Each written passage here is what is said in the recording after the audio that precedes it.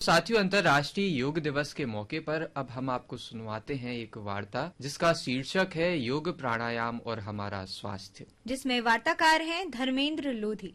स्वामी विवेकानंद जी ने कहा है, मन का विकास करो और उसका संयम करो। उसके बाद जहाँ इच्छा हो वहाँ इसका प्रयोग करो, उससे अति शीघ्र फल की प्राप्ति होगी। यह है यथार्थ आत्मोन्नति का उपाय। एकाग्रता सीखो और जिस ओर इच्छा हो उसका प्रयोग करो। ऐसा करने पर तुम्हें कुछ खोना नहीं पड़ेगा। जो समस्त को प्राप्त करता है वह अंश को भी प्राप्त कर सकता है। आज हम बात कर रहे हैं योग की। योग शब्द संस्कृत भाषा की युज धातु से बना है, जिसका अर्थ मिलाना या जोड़ना होता है। इसे शरीर, मस्तिष्क और आत्मा के संयोजन के रूप में देखा जा सकता है और साहित्य में इसका प्रयोग लक्ष्य के साथ साथ साधन के रूप में भी किया जाता है। लक्ष्य के रूप में योग उच्चतम स्तर पर व्यक्तित्व के एकीकरण को दर्शाता है। साधन के रूप में योग विभिन्न प्रक्रियाएं और तकनीकें शामिल होती हैं, जो इस प्रकार के विकास की प्राप्ति के लिए काम में लाई जाती हैं। ये प्रक्रियाएं और तकनीक योगिक साहित्य के साधन हैं और ये मिलकर योग के रूप में जाने जाते हैं। अच्छा स्वास्थ्य प्रत्येक मनुष्य का अधिकार है, परंतु यह अधिकार व्यक्तिगत, सामाजिक और पर्यावरणीय कारकों पर निर्भर करता है।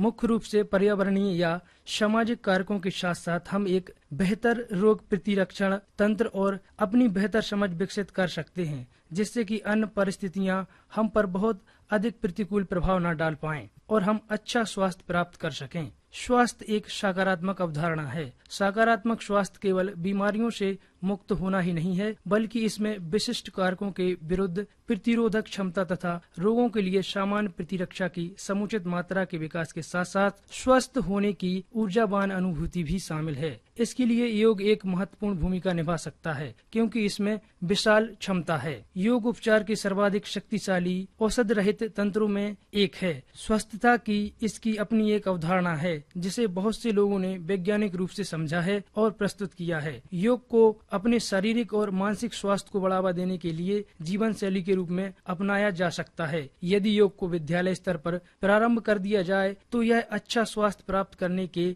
स्वस्थ आदतें और स्वस्थ जीवन शैली स्थापित करने में मदद करेगा। शारीरिक स्तर पर योग बल, सहन शक्ति, क्षमता और उच्च ऊर्जा के विकास में मदद करता है। यदि व्यक्ति को मानसिक स्तर पर उन्नत एकाग्रता, शांति, संतोष के साथ सशक्त भी बनना है तो आंतरिक और बाह्य सामंजस्य प्रदान करता है। इस प्रकार विद्यालय स्तर पर योग का लक्ष्य बच्चों के शारीरिक, मानसिक और भावात्मक स्वास्थ्य के लिए सकारात्मक और स्वस्थ जीवन शैली को प्रोत्साहित करना है। भारत में योग का उद्भव हजारों वर्ष पूर्व हुआ। इसकी उत्पत्ति सुख प्राप्त करने और दुखों से छुटकारा पाने की विश्वव्यापी इच्छा के कारण हुई। योगिक जन्म श्रुति के अनुसार शिव को योग का संस्थापक माना गया है। 2700 ईसा पूर्व पुरानी सिंधु घाटी सभ्यता की बहुत सी मुद्राएं और जीवों के अवशेष संकेत देते हैं कि प्राचीन भारत में योग प्रचलन में था, परंतु योग का व्यवस्थित उल्लेख पतंजलि के योग दर्शन में मिलता है। महर्षि पतंजलि ने योग के अभ्यासों को सुव्यवस्थित किया। पतंजलि के बाद बहुत से योगियों ने इसके विकास में अपना योगदान दिया और इसके परिणाम स्वरूप योग अब पूरे विश्व में फैल चुका है। इसी क्रम में 11 दिसंबर 2014 को संयुक्त राष्ट्र महासभा UNGA ने 193 सदस्यों की सहमति से 21 जून को अंतर्राष्ट्रीय योग दिवस के रूप में मनाने का प्रस्ताव पारित किया। योगिक अभ्यास की समझ विकसित करना और इस समझ को अपने जीवन और रहन सहन के अनुसार प्रयोग में लाना, बच्चों में स्वस्थ आदतें और जीवन शैली विकसित करना, बच्चों में मानवीय मूल्य विकसित करना, योगिक अभ्यास द्वारा शारीरिक, भावात्मक और मानसिक स्वास्थ्य विकसित करना। योगिक अभ्यास के लिए सामान्य दिशा निर्देश।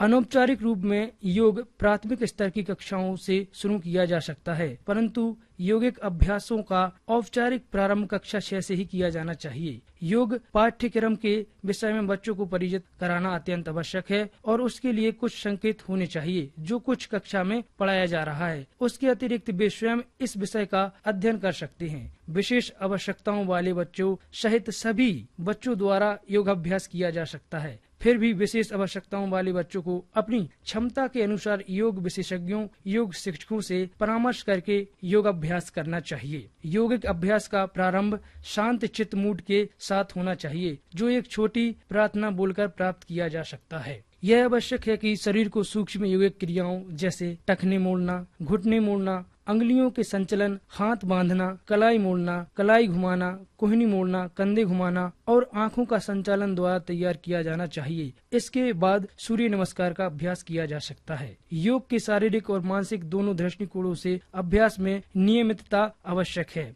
योग के लिए धैर्य एक महत्वपूर्ण आवश्यकता है।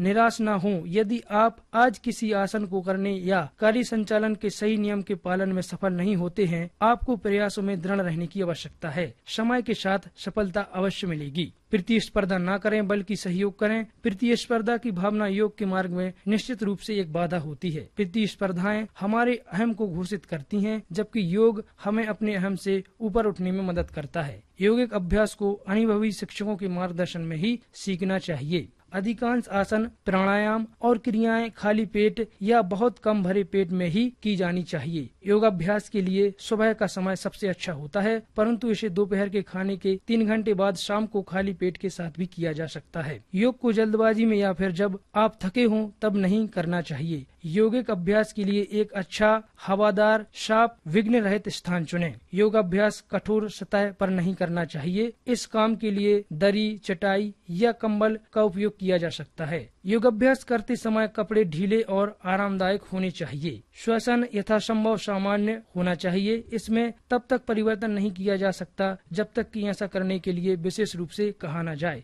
योगाभ्यास की सीमाएं होती हैं। यदि आप किसी समस्या या पुराने रोग से पीड़ित हैं, तो इस बारे में योगाभ्यास शुरू करने से पूर्व अपने शिक्षक को अवश्य सूचित करें। योगाभ्यास को बढ़त के सिद्धांत के आधार पर किया जाना चाहिए। प्रारंभिक अवस्था में आसन क्रियाओं को लिया जाना चाहिए, बाद में अधिक कठिन को किया जा सकता है। अतः सरल योगिक क्रियाओं के साथ शुरू करें और फिर धीरे धीरे उन्नत क्रियाओं की ओर बढ़ें। प्राणायाम में श्वसन की तकनीक है जो श्वास या श्वसन प्रक्रिया के नियंत्रण से संबंधित है। प्राणायाम प्रचलित रूप से यौगिक श्वसन कहलाता है, जिसमें हमारे श्वसन प्रतिरूप का ऐच्छिक नियंत्रण है। प्राणायाम श्वसन तंत्र के स्वास्थ्य को प्रभावित करता है, जो व्यक्ति द्वारा श्वास के माध्यम से ली गई वायु गुणवत्ता और मात्रा पर निर्भर करता है। यह श्वसन की लय, पूर्णता पर भी निर्भर करता है। प्राणायाम द्वारा अभ्यासकर्ता के श्वसन तंत्रिका तंत्र लाभकारी ढंग से कार्य करते हैं, जिससे उसे भावात्मक स्थिरता और मानसिक शांति प्राप्त होती है। प्राणायाम के 3 पहलू होते हैं, जिन्हें पूरक, रेचक और कुंभक कहते हैं। पूरक नियंत्रण अतः श्वसन है, रेचक नियंत्रण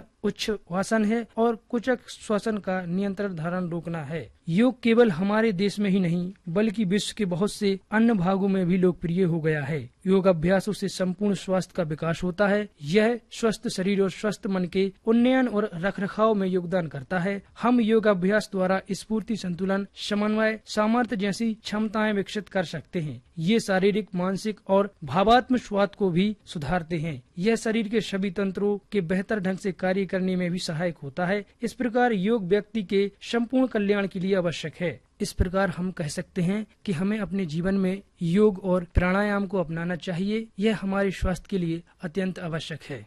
साथियों, अभी आप सुन रहे थे वार्ता जिसका शीर्षक था योग, प्राणायाम और हमारा स्वास्थ्य, जिसमें वार्ताकार थे धर्मेंद्र लोधी। पीयूष, अब मुझे लगता है कि का कार्यक्रम आकाशवाणी छतरपुर की प्रस्तुति है।